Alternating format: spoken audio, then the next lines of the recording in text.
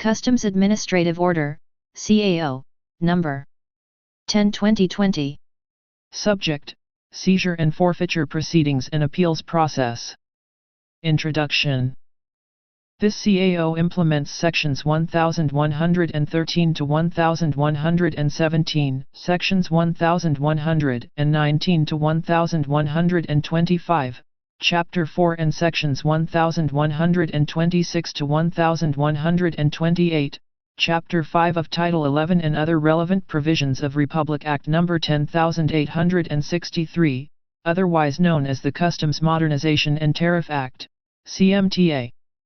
Section 1. Scope. This CAO covers all properties subject to seizure and forfeiture as enumerated under Section 1113 found to be in violation of the CMTA. Section 2. Objectives. 2.1 To identify the properties subject to seizure and forfeiture.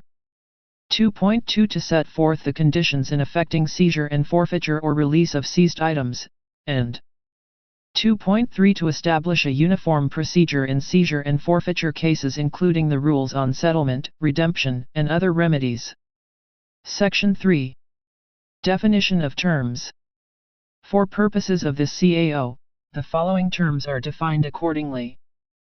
3.1 Alert order shall refer to a written order issued by the Commissioner, District Collector, or other customs officers authorized in writing by the Commissioner after the lodgment of goods declaration and before their actual release from customs custody, on the basis of derogatory information stated in this CAO regarding possible non-compliance with the CMTA and other laws, rules, and regulations enforced by customs.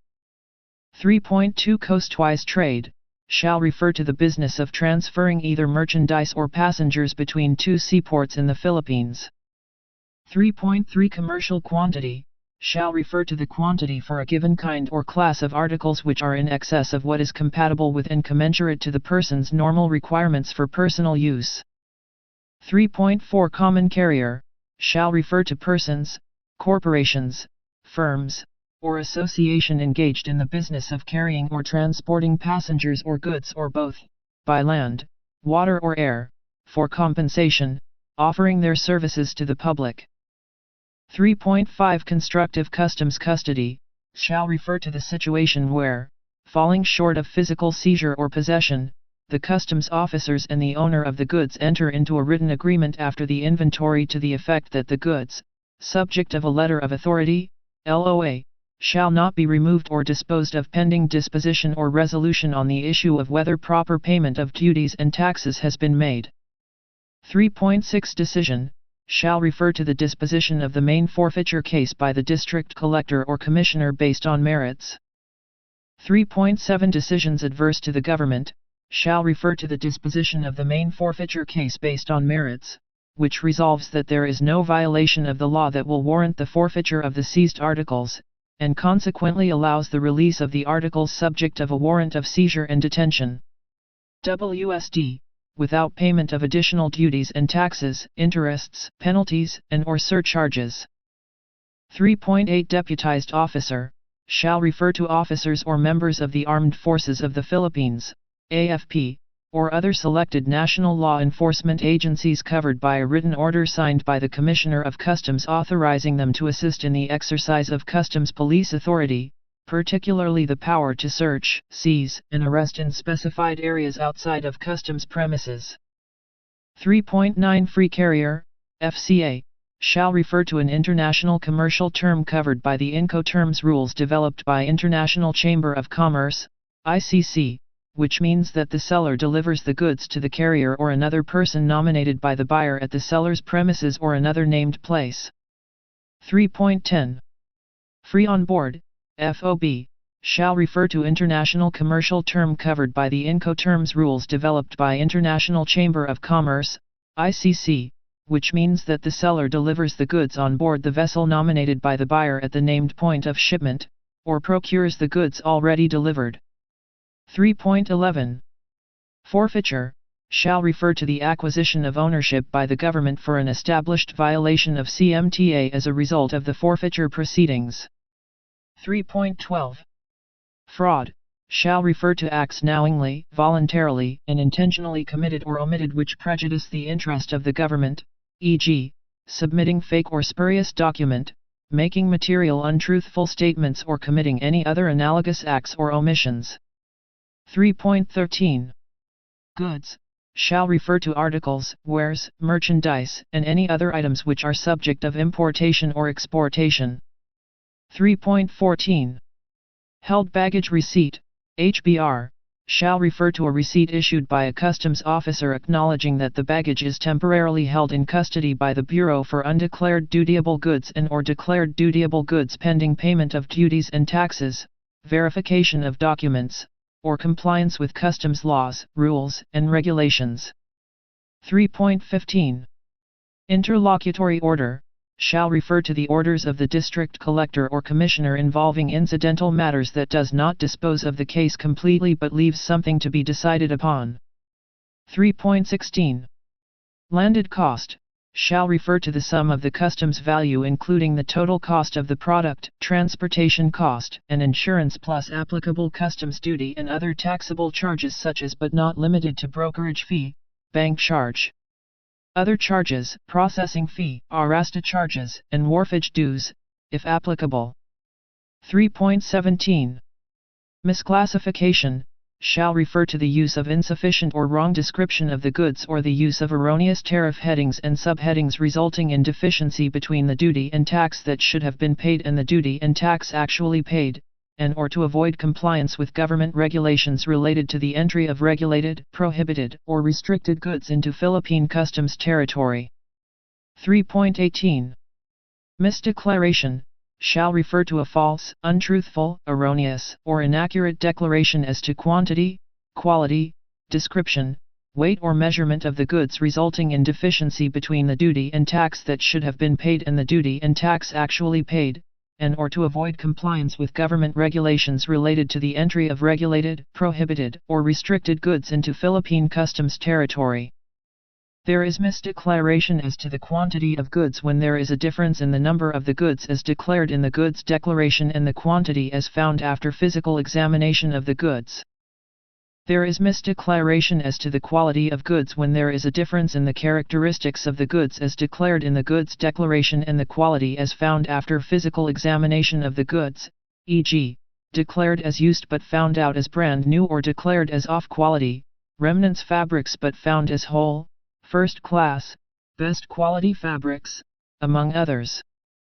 There is misdeclaration as to description of goods when there is a difference in the descriptive nature and identity of the goods as declared in the goods declaration and the description as found after physical examination of the goods, e.g., product code, item code, make, model, series, displacement, version, among others. There is misdeclaration as to the weight of goods when there is a discrepancy in the actual weight as declared in the goods declaration and the weight as found after physical examination and weighing of the goods. There is misdeclaration as to the measurement of goods when there is a difference in the size, length, width, height, or volume of the goods as declared in the goods declaration and the measurement as found after physical examination of the goods. 3.19. Notice of appeal shall refer to a document evidencing an aggrieved party's intention to seek redress to a decision which shall indicate the parties to the appeal, specify the judgment or final order on the merits or part thereof appealed from, and state the material dates showing the timeliness of the appeal. 3.20. Perishable goods shall refer to goods liable to perish or goods that depreciate greatly in value while stored or which cannot be kept without great disproportionate expense. 3.21. Quashal shall refer to a recall of a WSD when the ground for the issuance of thereof is found to be non-existent or cease to exist. 3.22. Seizure shall refer to the actual or constructive taking or bringing into custody the goods, things, or chattels by virtue of a WSD issued by the Collector of Customs for violation of the CMTA. 3.23. Summary proceedings shall refer to an abbreviated administrative proceeding wherein only position papers are required to be submitted in lieu of the conduct of a formal hearing. 3.24. Undervaluation shall refer to situation when the declared value fails to disclose in full the price actually paid or payable, or any dutiable adjustment to the price actually paid or payable, or when an incorrect valuation method is used, or the valuation rules are not properly observed, resulting in a discrepancy in duty and tax to be paid between what is legally determined as the correct value against the declared value. 3.25.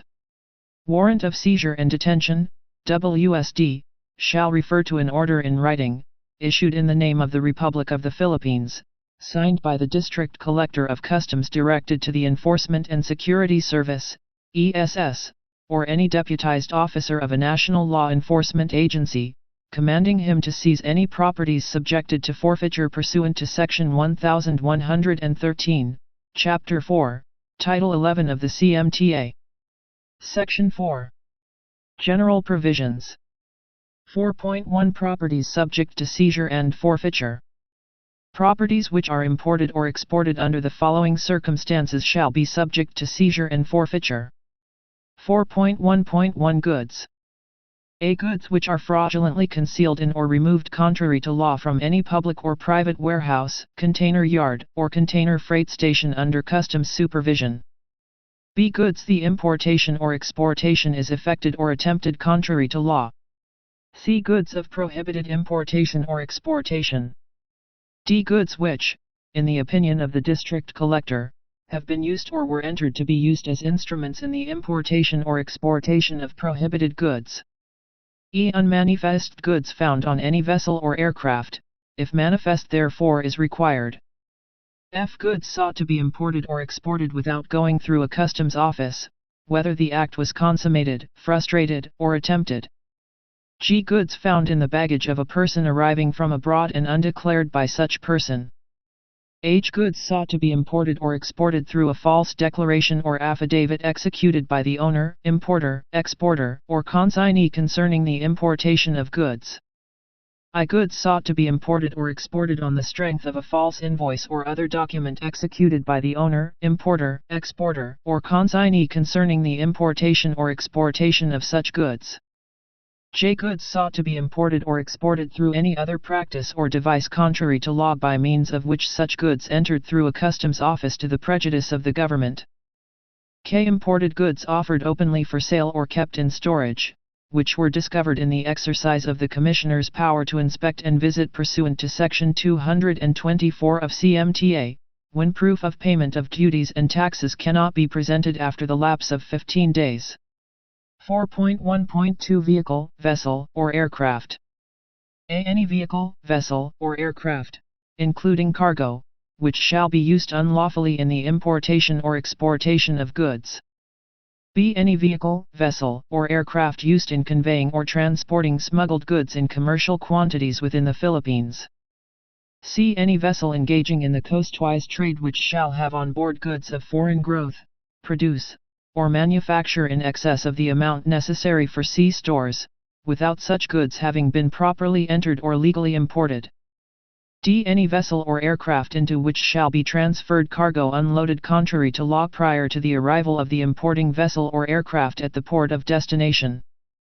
E. Any conveyance actually used for the transport of goods subject to forfeiture under the CMTA, with its equipage or trappings, and any vehicle similarly used, together with its equipment and appurtenances. The mere conveyance of smuggled goods by such transport vehicle shall be sufficient cause for outright seizure, and F. The vessel or aircraft of the owner, agent, master, pilot in command or other responsible officer who is liable for any fine or penalty for violation of this act. In determining whether or not to seize a vessel or aircraft, the Bureau shall take into account the amount of fine or penalty in relation to the commercial impact that be caused to international trade by the seizure or detention as well as the value of the vessel or aircraft. 4.1.3 Cargo, stores, or supplies of a vessel. A. Any part of the cargo, stores, or supplies, including petroleum of a vessel or aircraft arriving from a foreign port which is unloaded before arrival at the vessel's or aircraft's port of destination and without authority from the customs officer, and B. Sea stores or aircraft stores adjudged by the District Collector to be excessive, when the duties and taxes assessed thereon are not paid. 4.1.4 Package and Receptacles.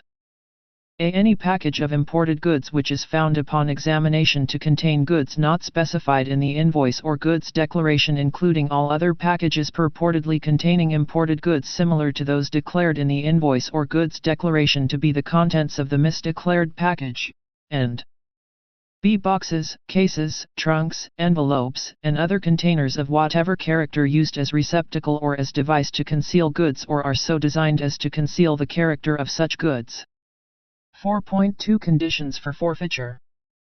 4.2.1 The forfeiture of goods shall be effected only when any of the following circumstances exist.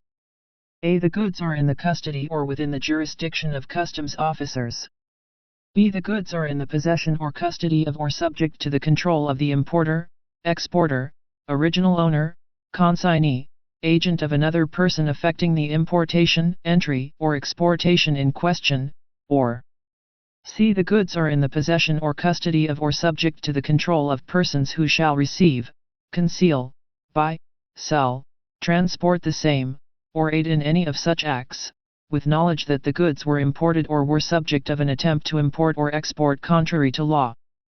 4.2.2 Seized cargoes, stores, or supplies of a vessel or aircraft arriving from a foreign port which were unloaded before arrival at the vessel's or aircraft's port of final destination without authority from the customs officer shall be forfeited, except if the unloading was due to accident, stress of weather, or other necessity and is subsequently approved by the district collector. 4.2.3 Vehicles, vessels, or aircrafts used in carrying smuggled goods in commercial quantity shall be forfeited except if all of the following conditions are present. A. It is a common carrier. B. It has not been chartered for purposes of conveying and transporting persons or cargo. As used in this CAO, a charter shall refer to a contract by which an entire vessel, aircraft, or vehicle, or some principal part thereof, is let by the owner to another person for a specified time or use which has the effect of transferring the control on both the vessel, aircraft, or vehicle and its crew to the lessee, and C. The owner or agent at that time of seizure has no knowledge of and participation in the unlawful act. However, a prima facie presumption against such vehicles, vessel, or aircraft shall exist under any of the following circumstances. A. If conveyance has been used for smuggling before. B. If the owner is not in the business for which the conveyance is generally used, and C. If the owner is not financially in a position to own such conveyance. Section 5. Seizure and forfeiture of imported goods pursuant to the Commissioner's power to inspect and visit. The Commissioner or any customs officer who is authorized in writing by the Commissioner, may demand evidence of payment of duties and taxes on imported goods openly for sale or kept in storage. 5.1 Presentation of the proof of payment of duties and taxes within the 15-day period. During the said period, the goods shall be placed under constructive customs custody provided that the same may be released if any of the following documents are presented and verified. 5.1.1 Proof of payment of correct duties and taxes or proof of exemption from payment of duties and taxes. 5.1.2 Proof of local purchase and payment of correct duties and taxes by the original importer, or 5.1.3 Proof that the goods were locally produced or manufactured. In the event that the interested party fails to produce such evidence within the said 15-day period, the goods shall be seized and subjected to forfeiture proceedings. 5.2 A warrant of seizure and detention has been issued. 5.2.1 The goods seized may be released to the owner under the following circumstances. A. Proof of exemption from payment of duties and taxes, or proof of payment of correct duties and taxes were presented and are found to be authentic and in order. B. Proof of local purchase and payment of correct duties and taxes by the original importer were presented and are found to be authentic and in order. C. Proof was presented that the goods were locally produced or manufactured, or D. Voluntary payment of duties and taxes, provided that claimant presented a proof of local purchase. If the owner cannot present proof of local purchase, it is presumed that he is the importer of the goods in his possession. However, if the owner can overcome such presumption provided that all the conditions stated in Section 14.4 of this order are complied with, the goods may be released provided that an offer to settle the case by payment of the redemption value of the goods shall have been made and accepted. 5.3 In all cases, the release of the goods seized pursuant to Section 224 of the CMTA shall be subject to the clearance of the Commissioner, provided that 5.3.1 The goods are not prohibited. 5.3.2 The necessary permits and licenses are presented in case of restricted or regulated goods, and 5.3.3 The release of the goods is not contrary to law. Section 6. Issuance and service of warrant of seizure and detention. 6.1 Authority to issue a warrant of seizure and detention.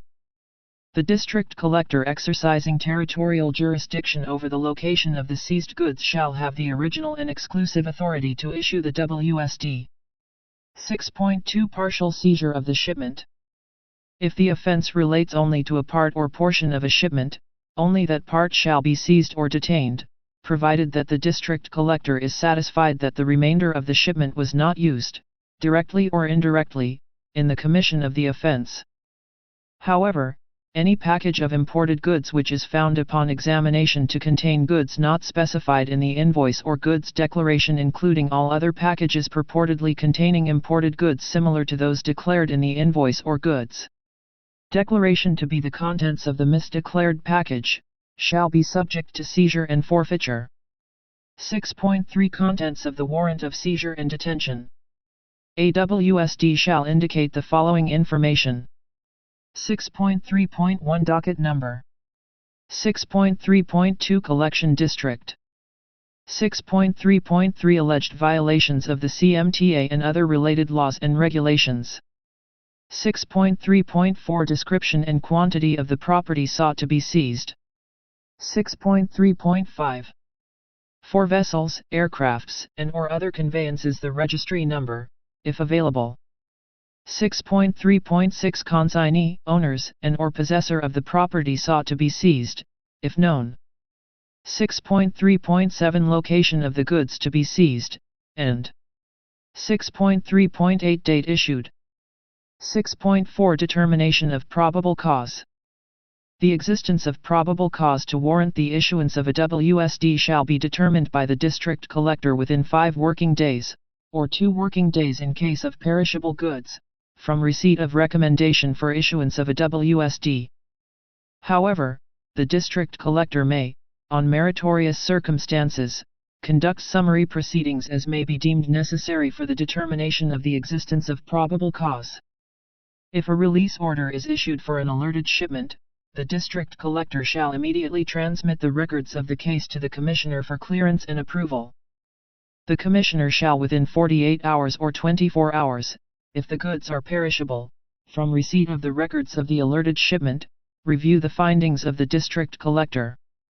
When no decision is made by the Commissioner within the prescribed period, the alerted imported goods shall be deemed released. Accordingly, the subject alert order shall be lifted by the issuing authority upon the affirmation of the Commissioner of the release order or the lapse of the period to review. If the Commissioner issues an order reversing the release order of the District Collector before the lapse of the period to review, the same shall be referred to the District Collector for the issuance of the appropriate WSD. 6.5 Service of warrant of seizure and detention. The District Collector shall immediately direct the Enforcement and Security Service to serve the WSD within 3 working days from its issuance. 6.5.1 To the customs warehouseman or wharfinger and the CFW or CBW operator if the goods are still in customs custody, and 6.5.2 To the owner of the goods or his authorized representative. For the purpose of serving the WSD, the importer, consignee, named in the bill of lading or airway bill, or possessor shall be deemed the owner of the goods. If the owner is unknown, with insufficient address, or a foreign entity or individual, service shall be effected by posting of the WSD by the ESS in the bulletin board of the concerned collection district office, and by electronic posting through the BOC website, or printed publication, for 15 days. 6.6 Return of service of warrant. The ESS or duly deputized officer tasked to serve the WSD shall submit to the district collector a return within 24 hours from the service thereof as specified in this CAO. Failure to submit the required return within the time prescribed period shall subject the defaulting officer to appropriate administrative charges and penalties in accordance with the pertinent civil service rules and regulations. Section 7. Custody over seized goods. Upon service of the WSD, the ESS or duly deputized officer shall immediately seize the goods, either physically or constructively, and turn over the same to the district collector concerned through the Auction and Cargo Disposal Division, ACDD, or its equivalent unit, unless otherwise provided under existing laws, rules, and regulations. Notwithstanding the physical and/or constructive turnover of seized goods to the ACDD, the ESS and ACDD shall jointly secure and safekeep the seized goods. The district collector shall immediately cause the inventory and examination of the seized goods. Section 8. Custody of seized goods requiring immediate turnover to regulating agencies. Seized goods requiring immediate turnover to regulating agencies as required under existing laws, rules, and regulations shall immediately be delivered to the concerned agencies, such as but not limited to the Philippine Drug Enforcement Agency, Bureau of Plant Industry, Bureau of Animal Industry and Department of Environment and Natural Resources. Section 9. Forfeiture Proceedings. 9.1 The Bureau shall exercise exclusive original jurisdiction over all forfeiture cases under the CMTA. 9.2 The venue of forfeiture proceedings shall be at the Law Division of the collection district which issued the WSD. For collection districts without law divisions, the venue shall be at the office of the district collector. However, the district collector may authorize the conduct of hearing. 9.3 If the subject shipment involved has been sufficiently established to be prohibited, the same shall be ipso facto forfeited in favor of the government. 9.4 If, within 15 calendar days after service of warrant and due notice, no owner or agent can be found or appears before the district collector, the seized goods shall be forfeited ipso facto in favor of the government to be disposed of in accordance with the CMTA. 9.5 The Bureau shall, in accordance with international standards, utilize information and communications technology, ICT, in managing the recordation of cases and the dissemination and utilization of resolutions or decisions in forfeiture cases. Section 10. Pleadings, Notices and Appearances. 10.1 All pleadings shall be filed personally, by registered mail, or private courier service, with the appropriate law division or office of the district collector. In addition, soft copies of pleadings shall also be submitted simultaneously either by electronic mail or in an external drive. 10.2 In the event that the pleadings are sent by private courier service, the date of receipt by the law division or office of the district collector shall be considered as the date of filing. 10.3 Pleadings filed beyond the reglementary period shall be considered as mere scrap of paper. 10.4 Where WSDs are issued by the district collector involving the same consignee, commodity, and violation, these cases may be consolidated. In case where two hearing officers are assigned, the same shall be consolidated with the lower/lowest docket number.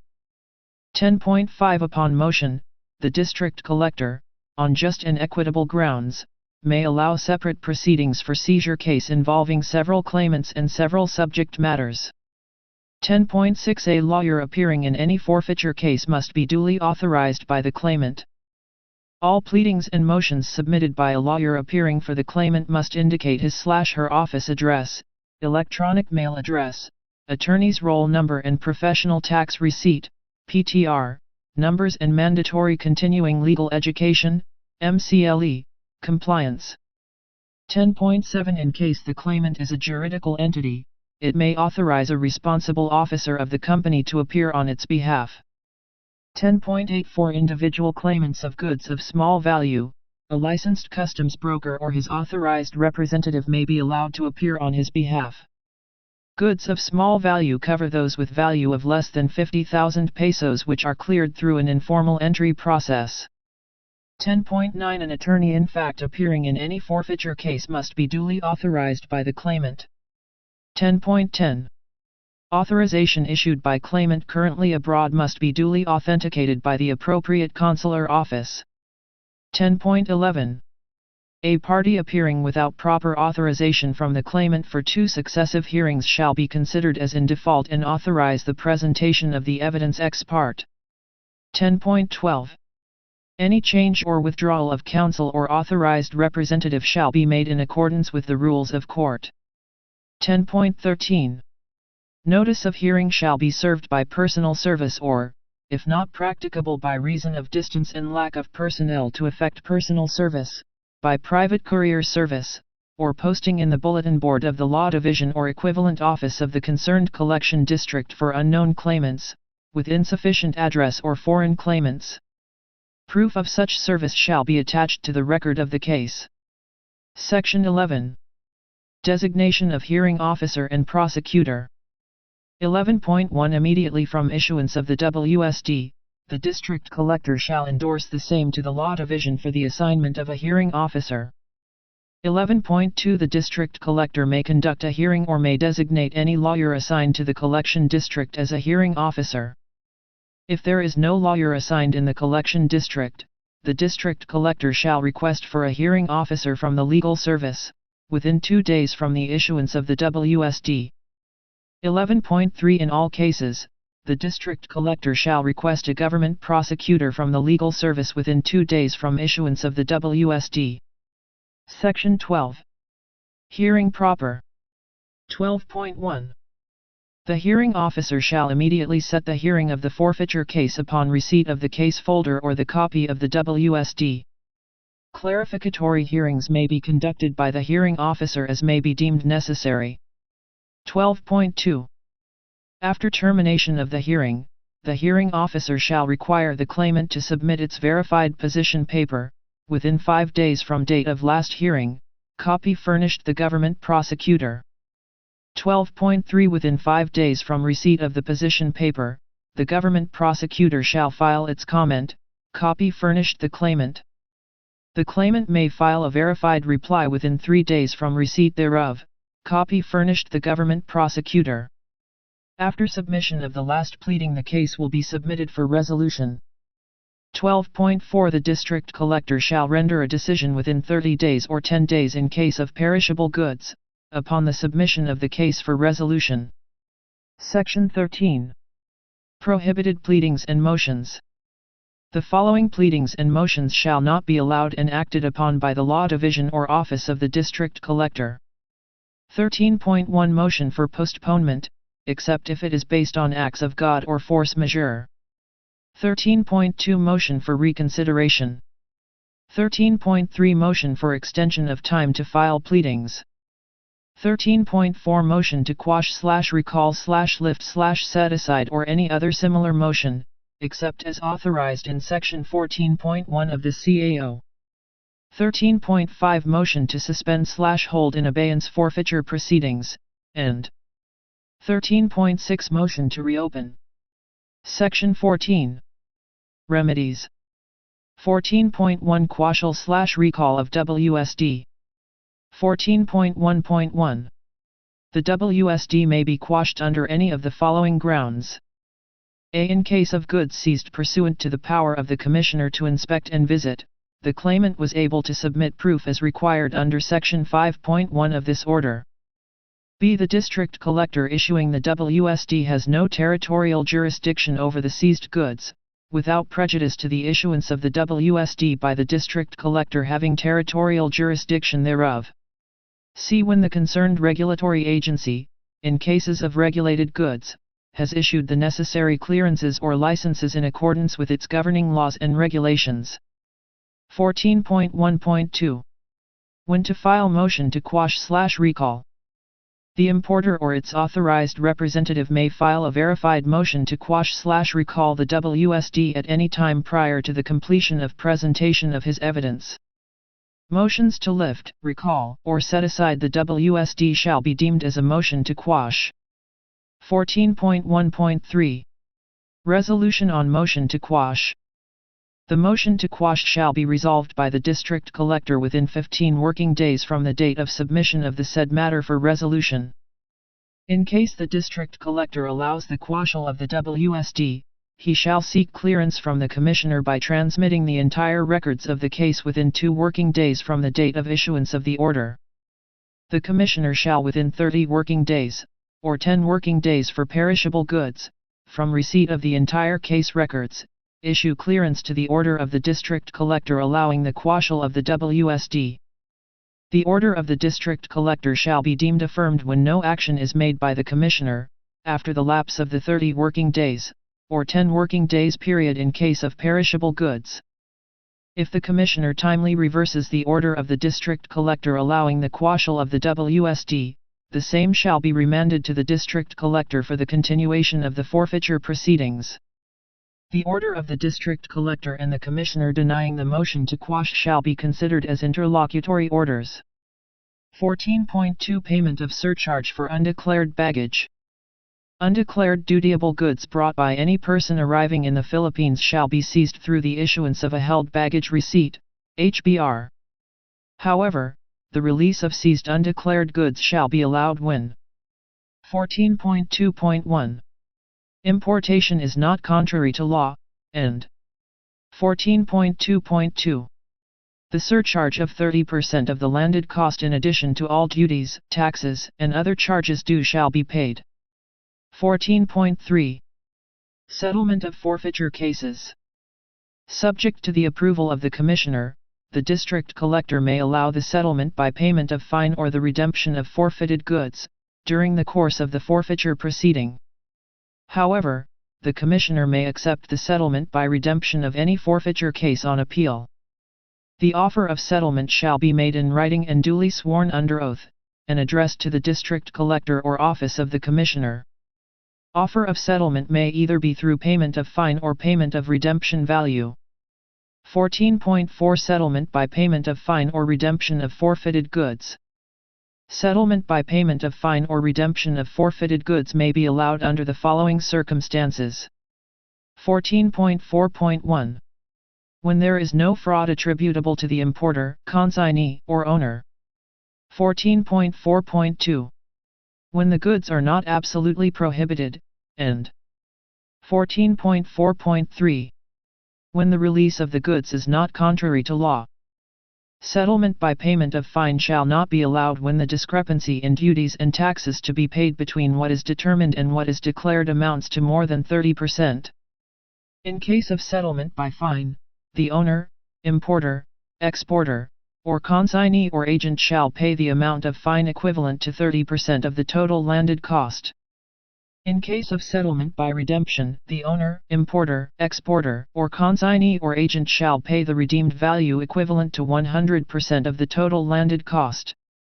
14.5 Effects of settlement by payment of fine or redemption. Upon payment of the fine or redemption value, the goods shall be released and all liabilities which may attach to the goods shall be discharged without prejudice to the filing of administrative or criminal case against the importer, owner, or authorized representative. The payment of fine or redemption value shall be without prejudice to fines and charges to be imposed by the port authorities. 14.6 Decision of the District Collector. The District Collector shall render a decision within 30 working days from the time the case is submitted for decision. The decision of the district collector shall include a declaration of forfeiture or release, the imposition of a fine or redemption of the goods, or such other action as may be proper. Copies of the decision rendered by the district collector shall be served to all concerned parties within 5 working days from the date of issuance. Such service shall preferably be by personal service or, if not practicable, by registered mail. If the importer is a registered importer of the Bureau of Customs, service may also be through electronic mail at the given email address of the importer. Proof of such service shall be attached to the record of the case. Decisions by the district collector in case an offer of settlement was made shall be subject to clearance and review of the Commissioner. Provided that the period to resolve shall not run until the complete records of the case is received by the office of the Commissioner, provided finally that the same shall not be subject to automatic review of the Secretary of Finance as provided under the CAO. Section 15. Referral to Import Assessment Service, IAS. During appeal or automatic review, legal service shall refer the assessment made by the district collector to IAS for its review of the valuation and classification with corresponding computation of duties and taxes and other charges or penalties, if any. The IAS shall submit its recommended value within the period 3 hours, otherwise the recommended settlement or redemption value by the district collector stands. Section 16. Appeal to the Commissioner. 16.1 The aggrieved importer or exporter or any stakeholder directly affected by the adverse decision of the district collector may appeal the decision by filing a notice of appeal with a corresponding memorandum on appeal within 15 days or 5 days in case of perishable goods, from receipt thereof.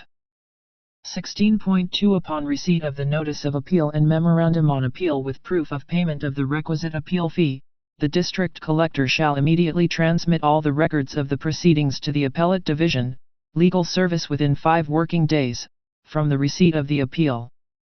A soft copy of the decision shall also be sent to the appellate division, legal service via electronic mail at appellate-division888@gmail.com.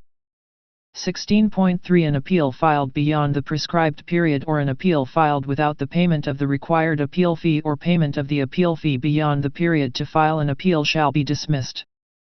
16.4 The filing of the notice of appeal without the corresponding memorandum on appeal shall likewise be dismissed.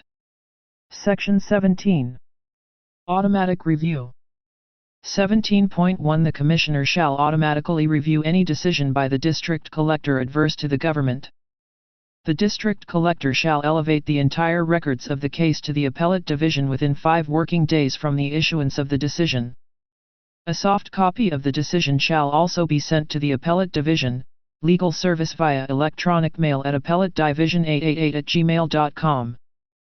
17.2 When no decision is rendered within the prescribed period or when a decision adverse to the government is rendered by the Commissioner involving goods with free on board, FOB, or free carrier, FCA, value of 10 million pesos or more, the records of the decision of the Commissioner, or of the district collector under review, as the case may be, shall be elevated to the Secretary of Finance within 5 working days from the lapse of the prescribed period to resolve or from the date of issuance of decision, for review by the Secretary of Finance.